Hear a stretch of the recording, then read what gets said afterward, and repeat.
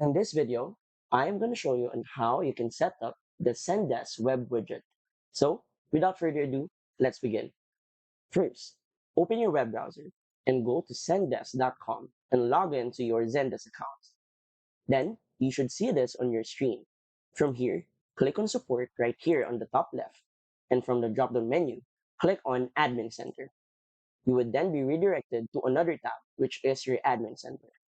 From here, go to Channels on the left panel. And then, normally, you would click on Add Channel right here and choose Web Widget. But if you can't see the Web Widget option right here, it means it's already active. So let's try to configure it. Now, how can you set it up?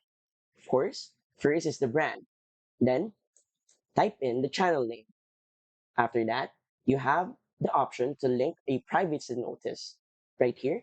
Then, once you click Next, the next option is to install this on your site.